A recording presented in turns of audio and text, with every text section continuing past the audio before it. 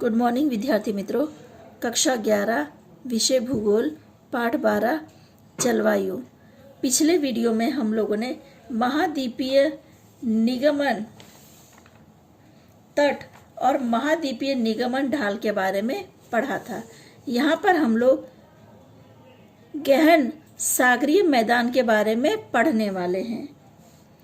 महाद्वीपीय निगमन ढाल के पूरे होते ही समुद्री तल के विशाल गहरे समतल भाग आते हैं।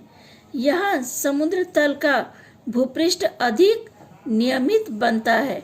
ये विशाल मैदान समुद्री सतह से अधिक गहराई पे बने हैं। इसी कारण इसे गहरे समुद्री मैदान कहते हैं। समुद्री तल से 76% विस्तार में ये मैदान आए हुए हैं। इन मैदानों पर औसत ढाल 1 डिग्री से गहराई 6000 मीटर है। ये मैदान समुद्र किनारे के अत्यंत दूर और गहराई में आए हुए हैं। प्रशांत महासागर में ऐसा मैदान विस्तार सबसे अधिक है। अटलांटिका महासागर में निगमन तटों का प्रमाण अधिक होने से वहां मैदानीय विस्तार का प्रमाण कम है। यहाँ पे आपका 2 प्रश्न बनता है कि महासागर के मैदानी विस्तार अधिक कहाँ पर है, तो प्रशांत महासागर में। और निगमन तट का प्रमाण कहाँ अधिक है, तो अटलांटिका महासागर में। गहन सागरीय मैदान किनारे से काफी किमी यानी किलोमीटर दूर आए होने से नदियों द्वारा समुद्र में गिराए गए निक्षेप इन मैदानों तक नहीं पहुंचते हैं। इसी कारण मैदानों की सतह पर निक्षेप मुख्यतः समुद्र में रहने वाले प्राणियों और वनस्पतियों के अवशेष होते हैं। समुद्र में साथ में समुद्री तल पर आए ज्वालामुखी के पदार्थ होते हैं। चौथा टॉपिक है महासागरीय गत। महासागरीय गत समुद्री तल से सबसे गहरा भाग है। यह कमान आकार क्या और सकरा होता है। इसके पार्श्व ढाल सीधे दीवार जैसे होते हैं। गहन सागरीय मैदान के कुछ भागों में अचानक तीव्र ढाल बनने से वहां सकड़ी गहरी और लंबी घाटी की रचना हुई है। प्रशांत महासागर में फिलीपींस द्वीप समूह के पास मारियाना ट्रेंच महासागरीय गत आया हुआ है। इसमें सर्वाधिक गहराई यानी इसकी जो सबसे अधिक गहराई है वो 11000 मीटर से अधिक है। यहाँ पे एक प्रश्न बनता है कि विश्व में सबसे अधिक गत समुद्र खाई कहाँ पे पाई जाती हैं, तो प्रशांत महासागर में पाई जाती हैं। समुद्री जल का तापमान एवं उसको प्रभावित करने वाले कारक।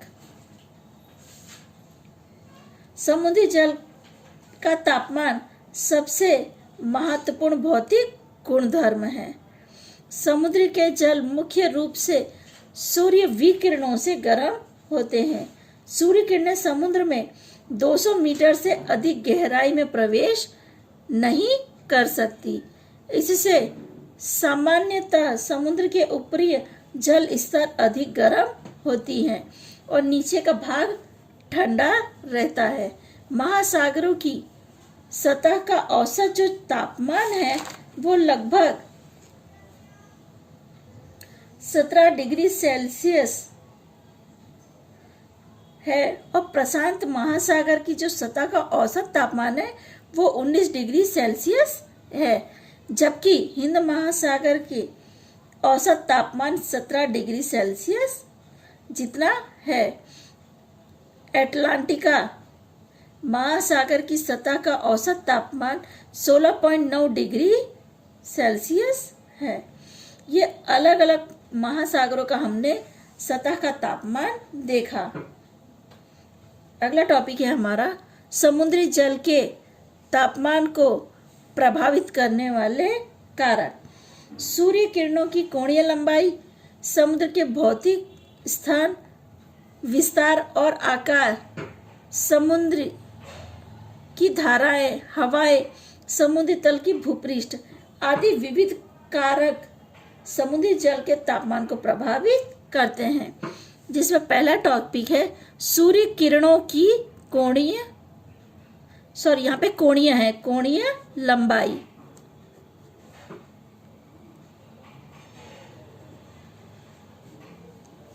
विषुववृत्त क्षेत्र के महासागरों पर सूर्य किरणों की कोणीय लंबाई कम होने से सतह का जल का तापमान अधिक होता है, जबकि ध्रुवीय क्षेत्रों पर सूर्य किरणों की कोणीय लंबाई अधिक होने से किरणें अधिक अंतर पार करके समुद्री सतह पर पहुंचती है।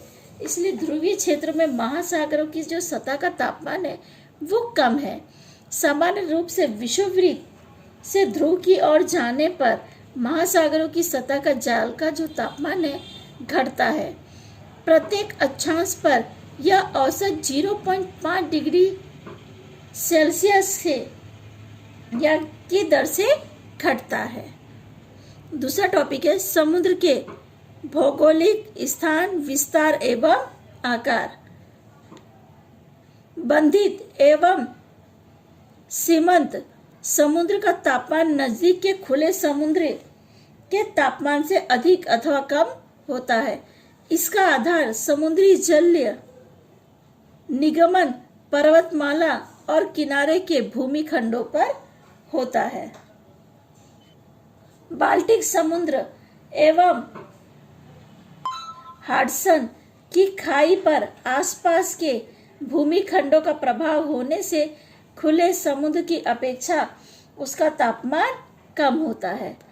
लाल सागर रेगिस्तानी प्रदेश से घिरा होने से उसका तापमान अधिक है। कई बार प्रश्न बनता है किस समुद्र का तापमान अधिक है, तो लाल सागर रेगिस्तानी प्रदेश से घिरा होने से उसका तापमान अधिक है। तीसरा टॉपिक है हवाएं। उत्तर प्रशांत और उत्तर अटलांटिका महासागर के ऊपर भूमि खंडों पर से बहने वाली सर्दी की ठंडी हवाओं के कारण उसका तापमान वार्षिक 18 डिग्री सेल्सियस के आसपास अनुभूत किया जाता है।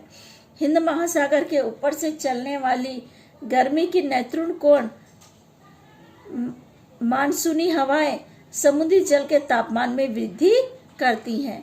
सर्दी में भूमि खंडों पर से चलने वाली ईशान कोणीय मानसूनी हवाएं समुद्री जल है उसका तापमान घटाती हैं।